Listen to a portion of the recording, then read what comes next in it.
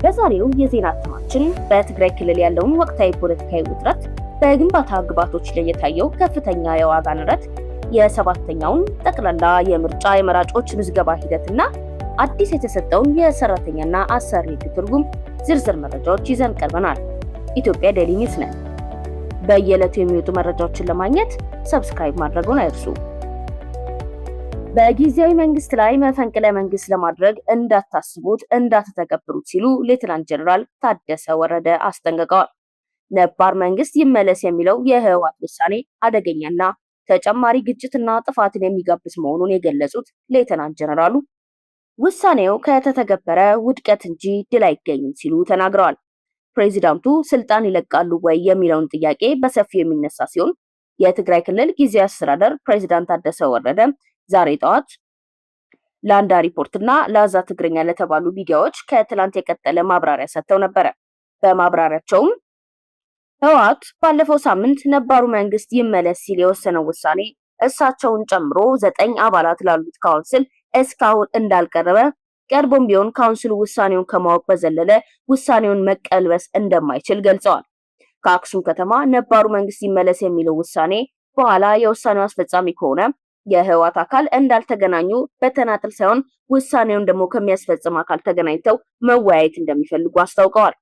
የህወሓቱ ነባር መንግስት ይመለስ አደገኛና ተጨማሪ ግጭትና ጥፋት የሚጋብዝ ውሳኔ ከተተገበረ ውድቀት እንጂ ድል እንደማያስገኝ አብራርተዋል።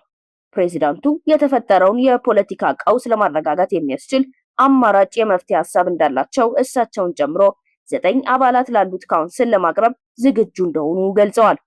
የክልሉ መንግስት ሚዲያዎች በህወሓት በመለጠፋቸው ምክንያት ትናንት ሚያዝያ 13 የሰጡት ቃለ መጠይቅ ተዛብቶ መቅረቡን ገልጸዋል። ለምሳሌ ስልጣን ይለቃለው ብለዋል ተብሎ በክልሉ የሚዲያዎች የተሰራጨ መረጃ እንዳለና ይህም የተሳሳተ መሆኑን አስገንዝበዋል። ነባሩ መንግስት ይመለስ የሚል የህወሓት ውሳኔ በጊዜያዊ አስተዳደር ስር ያሉ ዞኖች ለምሳሌ የክልሉ ደቡባዊ ዞን ውሳኔውን ተቀብያለሁ ብሎ በካቢኔ ደረጃ በሚዲያ ማስተጋባቱ የተሳሳተ መሆኑን የስህተት ምንጩ የቆየው የፓርቲና የመንግስት መዋቅር መደበላለቅ እንደሆነም አንስተዋል። በጊዜያዊ መንግስት ላይ መፈንቅለ መንግስት ወይም ኩዴታ ለማድረግ ማሰብና መተግበር ለትግራይ ህዝብ የማይመጥን የቅርቡም የሩቁንም የማይቀበለው ዘመኑን የማይዋጅ እንደሆነ ገልጸው እንዲህ ያለ አደገኛ ድርጊት እንዳይታሰብ እንዳይተገበር በጽኑ አስጠንቅቀዋል። የጊዜያዊ አስተዳደሩ መዋቅር አሁንም በስራ ላይ እንደሆነና የዕለት ተዕለት መንግስታዊ ስራዎችን በአግባቡ መከናወን እንዳለባቸው አሳስቧል። ፕሬዚዳንቱ ስልጣናቸውን በጩኸትና በደቦ ውሳኔ እንደማይለቁ በመግለጽ ማንኛውም ትግራዋይ የህብረተሰቡን አንቂ የክልሉ ፖለቲካ ከድጡ ወደ ማጡ ከሚያሸጋግር ኃላፊነት የጎደለው ተግባር እንዲቆጠብ አስጠንቅቀዋል። ይህ በእንዲህ እንዳለ በህወሓቱ ዶክተር ደብረጽዮን ገብረ ሚካኤል እና በአቶ አማኑኤል አሰፋ የሚመራው የፓርቲ ኮንፈረንስ በመቀሌ ከተማ ጀምረዋል። አንድ መኪና ሸዋ 130 ሺህ ብር ገብቷል። በቅርቡ 85 90 ሺህ ከዛ በፊት ደግሞ 70 ሺህ ነበረ ሲሉ ህንፃ ገንቢዎች ገልጸዋል።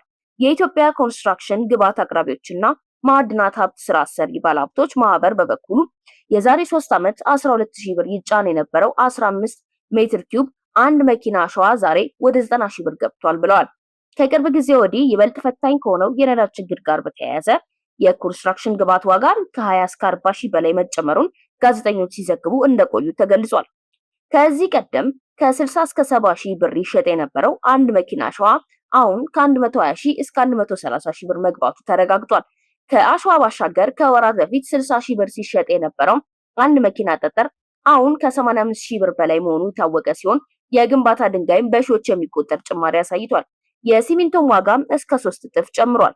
የማህበሩ ዋና ስራ አስኪያጅ አቶ ኃይለማርያም ገቢሳ ለዚህ ከፍተኛ የዋጋ ንረት የነዳጅም የቢሮክራሲም ሰንሰለት ችግርን እንደ መንስኤ ጠቅሰው እነዚህ ነገሮች ተደምረው አምራች ላልሆኑት ዋጋ እንዲጨምሩ መንስኤ ስለመሆናቸው አስረድተዋል። ለጨማሪው የተለያዩ ችግሮች ይፈጠራሉ። ለምሳሌ በትራንስፖርቴሽን መንገድ ላይ ዝም ብለው ሚዛን ይጨምሩባል፣ ከፍተኛ ዋጋ ያስከፍለዋል ያሉት ዋና ስራ አስፈጻሚው የሰራተኛው ደሞዝ መክፈል፣ ነዳጅ መግዛት፣ ለመንግስት ግብር መክፈል አንችልም ሲሉም አስረድተዋል። በመሆኑም መንግስት የጠጠር አምራች ባለሀብቶችን ችግር እንዲመለከት የመንግስት መመሪያ እንዲሁም የኢንቨስትመንት ፖሊሲ አዋጅ እንዲከበር ጥሪያቸውን አቅርበዋል። የምርጫ 2018 የመራጮች ምዝገባ ከመራጮች ምዝገባ ጋር በተያያዘ አንዳንድ የመንግስት አካላት ዜጎች ለምርጫ እንዲመዘገቡ የማስገደድ እንቅስቃሴ ሲያደርጉ እንደነበር ቅሬታዎች ተነስተዋል። ሰፈር ውስጥ ለውስጥ ጭምር እየዞሩ ሰዎች የምርጫ ምዝገባ እንዲያደርጉ ሲያስገድዱ፣ እንዲሁም በአንዳንድ መስሪያ ቤቶች ውስጥ ሰራተኞች ካልተመዘገቡ ደሞዝ እንደማያገኙ ሲነገራቸው እንደነበር ተገልጿል። ዛሬ የብሔራዊ ምርጫ ቦርድ ለምርጫው ከ50 ሚሊዮን በላይ ሰው ተመዝግቧል ሲል ባሳወቀበት መግለጫ ላይ የቦርዱ ሰብሳቢ ወይዘሮ ሜላተወርቅ ኃይሉ ቦርዱ የራሱን ሞኒተሪንግ ቡድን በማቋቋም ክትትል ሲያደርግ መቆየቱን ገልጸዋል። በዛ ክትትል ባገኛቸው ውጤቶች አንዳንዶቹ ምርጫ አፈጻጸሞች ችግር የገጠማቸውን አግኝተው ጣቢያዎችን እስከ መዝጋት መድረሱን አስታውቋል። ቦርዱ በአፈጻጸም ችግር ስርዓትና ደንብን ባለማስከበርና በሌሎች ተያያዥ ምክንያቶች በአጠቃላይ 22 የምርጫ ጣቢያዎችን መዘጋቱ ገልጿል። የተዘጉት ጣቢያዎች በኦሮሚያ ክልል 12፣ በሶማሌ ክልል 6፣ በሲዳማ ክልል 2፣ በአማራ ክልል 1፣ በሐረሪ 1 የምርጫ ጣቢያዎች ናቸው። በሌላ በኩል ሰባተኛው ጠቅላላ ምርጫ በ614 የምርጫ ክልሎች ላይ እንደሚካሄድ ተገልጿል። የሰራተኛና አሰሪ አዲስ የህግ ትርጉም ለተከታታይ 5 ቀናት ከስራ የቀረ ሰራተኛ ያለ ማስጠንቀቂያ ከስራ ሊሰናበት ነው።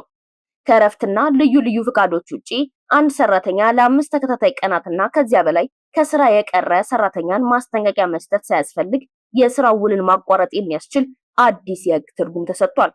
የፌዴራል ጠቅላይ ፍርድ ቤት ሰበር ሰሚ ችሎት ከዚህ በፊት በሰበር መዝገብ ቁጥር 249795 ላይ አንድ ሰራተኛ በተከታታይ ከ5 ቀናት በላይ ከስራ ከቀረ አሰሪው ለእያንዳንዱ ቀን ማስጠንቀቂያ ሳይሰጥ የስራ ውል ማቋረጥ እንደማይችል ጠቅሶ የህግ ትርጉም ሰጥቶ ነበረ። ሆኖም ሰበር ሰሚ ችሎቱ አሁን ላይ አሰሪው ለእያንዳንዱ ቀን ማስጠንቀቂያ ሳይሰጥ ከስራ ማሰናበት የለበትም የሚለውን የህግ ትርጉም ሽሮታል። በምትኩ የጽሁፍ ማስጠንቀቂያ መስጠት ሳያስፈልግ የስራ ውሉን ማቋረጥ ይቻላል በሚል ትርጉም ተሰጥቷል። ይህ መረጃ ባለቤትነቱ የፋና ሚዲያ ኮርፖሬሽን ነው። ወደ ዓለም አቀፍ ዜናዎች ስንሸጋገር የአሜሪካና የኢራን ወቅታዊ ውጥረት። በአሜሪካና በኢራን መካከል ያለው ዲፕሎማሲያዊና ወታደራዊ ፍጥጫ ቀጥሎ ውሏል። የአሜሪካው ፕሬዝዳንት ዶናልድ ትራምፕ ኢራን በአሁኑ ወቅት የከፋ ኢኮኖሚ ቀውስ ውስጥ መውደቋንና የሆርሙዝ ሰርጥ በአስቸኳይ እንዲከፈት ፍላጎት እንዳላት ገልጸዋል።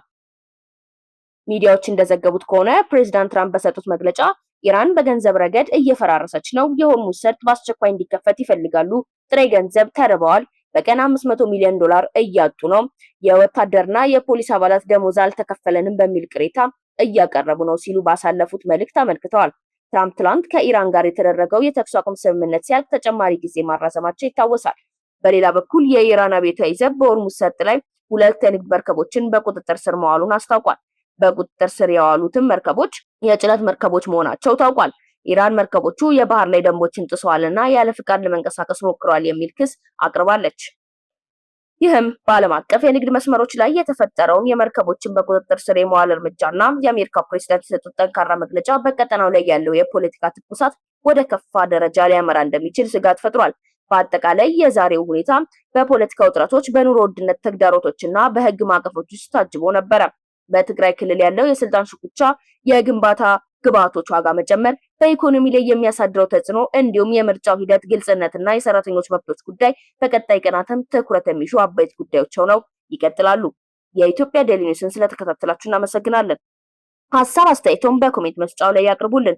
በየዕለቱ የሚወጡ መረጃዎች እንዲደርሳችሁ ሰብስክራይብ በማድረግ እና የደወል ምልክቷን በመጫን የኢትዮጵያ ዴይሊ ኒውስ ቤተሰብ ይሁኑ። ላይክ እና ሼርን በማድረግ ደግሞ ለጓደኞቻችሁና ለቤተሰቦቻችሁ አጋሯቸው። ኢትዮጵያ ዴይሊ ኒውስ፣ እውነተኛ መረጃ ለሁላችን። ሰላም።